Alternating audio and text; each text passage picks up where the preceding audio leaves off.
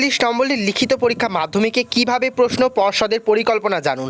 এর সাথেই প্রকাশিত হয়েছে একদিনে দুটো উচ্চ মাধ্যমিক পরীক্ষা হওয়ার সম্ভাবনা কতটা রয়েছে। এই প্রস্তাবেই আপাতত স্কুল শিক্ষা দপ্তরের কাছে পাঠানো হচ্ছে চূড়ান্ত অনুমোদনের জন্য মধ্যশিক্ষা পর্ষদের বলেই সূত্রের খবর। কি বলছে মূল প্রতিবেদনে দেখো, প্রকাশিত হয়েছে কলকাতা বৃহস্পতিবারই মুখ্যমন্ত্রী মমতা বন্দ্যোপাধ্যায় জানিয়েছেন মাধ্যমিক ও উচ্চ মাধ্যমিক পরীক্ষা হবে।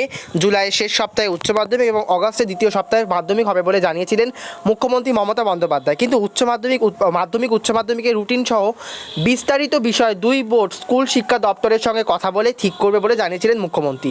সেই মোতাবেক ইতিমধ্যেই আলাপ আলোচনা শুরু করেছে মধ্যশিক্ষা পর্ষদ ও উচ্চ মাধ্যমিক শিক্ষা সংস্থা। সূত্রের খবর, সেই আলাপ আলোচনায় 45 নম্বরে লিখিত পরীক্ষা নেওয়ার সিদ্ধান্ত নিয়েছে মধ্যশিক্ষা পর্ষদ। সেক্ষেত্রে যেহেতু প্রশ্নপত্র ইতিমধ্যেই তৈরি করা হয়ে গিয়েছিল, তাই ছাত্রছাত্রীদের কাছে মুখ্যমন্ত্রীর নির্দেশ মোতাবেক যে কোনো প্রশ্নের উত্তর দেওয়ার সুযোগ দেওয়া হচ্ছে। অর্থাৎ 90 নম্বরের প্রশ্নপত্র ছাত্রদের দেওয়া হবে, তার মধ্যে থেকে ছাত্রছাত্রীরা 45 নম্বরে উত্তর দেবেন। এই প্রস্তাবই আপাতত স্কুল শিক্ষা দপ্তরের কাছে পাঠানো হচ্ছে চূড়ান্ত অনুমোদনের জন্য মধ্যশিক্ষা পর্ষদের বলেই সূত্রের খবর। তবে উচ্চ মাধ্যমিকের নম্বর বিভাজন কী হবে তা নিয়ে এখনও পর্যন্ত চূড়ান্ত সিদ্ধান্তে আসতে পারেনি উচ্চ মাধ্যমিক শিক্ষা সংসদ বলে সূত্রের খবর। সূত্র মারফত জানা গিয়েছে গুরুত্বপূর্ণ বিষয়গুলি পরীক্ষা নেওয়ার দিকে এগোচ্ছে উচ্চ মাধ্যমিক শিক্ষা সংসদ।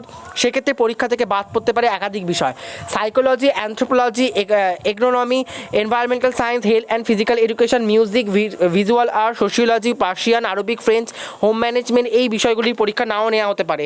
সেক্ষেত্রে স্কুলে প্রাপ্ত নম্বরের নিরিখে এই বিষয়গুলি নম্বর দেওয়া হতে পারে বলেই উচ্চ মাধ্যমিক শিক্ষা সংসদ সূত্রের খবর। জানা গেছে এই প্রস্তাবটি স্কুল শিক্ষা দপ্তরে পাঠাতে চলেছে উচ্চ মাধ্যমিক শিক্ষা সংসদ। চূড়ান্ত অনুমোদনের পেলেই কোন কোন বিষয় লিখিত পরীক্ষা নেবে সংসদ আর কোন কোন বিষয় নেবে না তা নিয়ে চূড়ান্ত জানিয়ে দেবে সংসদ। তারপর কি বলছে, 9 বা 10 আগস্ট থেকে মাধ্যমিক পরীক্ষা শুরু করতে পারে বলে মধ্যশিক্ষা পর্ষদের সূত্রের খবর। সূত্র খবর, আগামী সপ্তাহে শেষের দিকে মাধ্যমিকের রুটিন প্রকাশিত করবে মধ্যশিক্ষা পর্ষদ। পাশাপাশি উচ্চ মাধ্যমিক পরীক্ষার রুটিন আগামী সপ্তাহের মধ্যেই দেওয়া হতে পারে। সেক্ষেত্রে একই দিনে দুটো পরীক্ষা নেওয়া হতে পারে বলে সম্ভাবনা হিসেবে উঠে আসছে উচ্চ মাধ্যমিকের। এটা একেবারে বিগ নিউজ এই মুহূর্তে, যে একই দিনে দুটো উচ্চ মাধ্যমিক পরীক্ষা নেওয়া কী করে সম্ভব।